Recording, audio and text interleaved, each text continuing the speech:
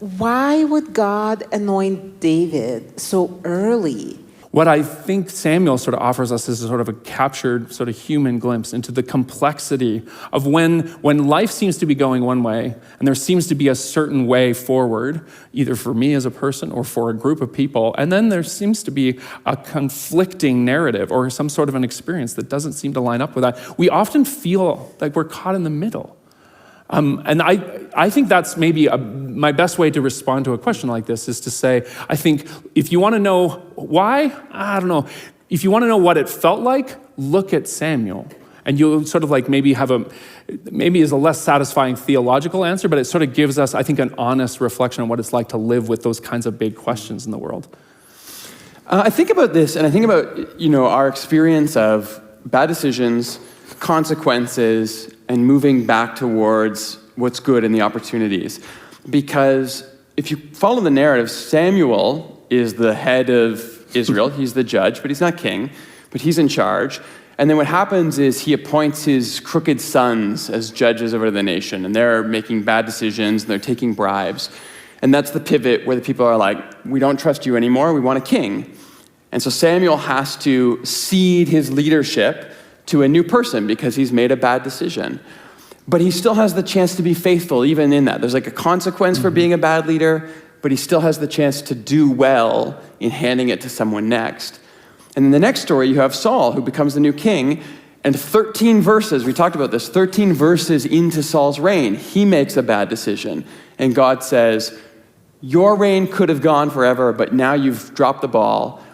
Now it's your opportunity to face the consequences for your bad decisions. Saul is kind of struggling with that, and he's not able to do that.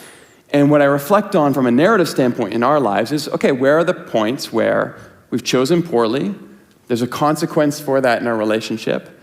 But instead of running away from those consequences, we say, okay, I can still be faithful, I can still be a good person in the midst of an outcome I don't really like. And I wonder if maybe that's what God is trying to teach us here with this.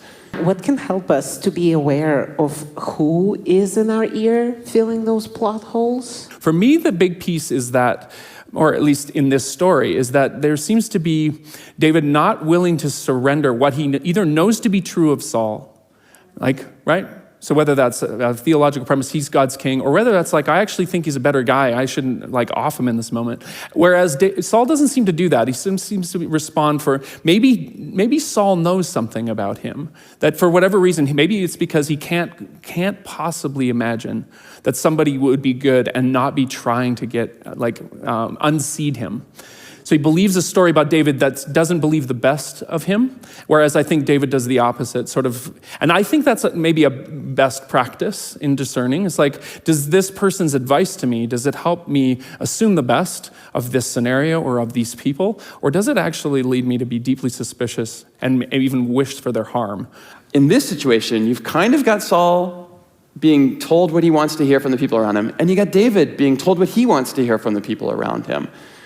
And I think sometimes that's what we really need in our lives, is those people who are encouraging and they get behind us when we need to, but we've also at least got a couple instances where that person went against us and they pushed in a different direction. That doesn't mean you always listen to them. I mean, sometimes you have to chart your own course. We just talked about that last week, right?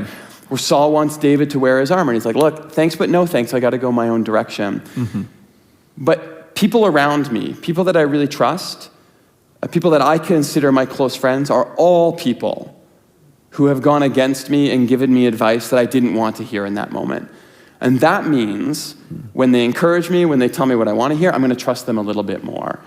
I think anybody in your life who is always on your side to a fault, maybe that's not the most discerning voice to listen to. So that's the one thing I would think about in all of our lives, is your best friend is the person who's 20% of the time going to be against you, but in a good, kind, loving way.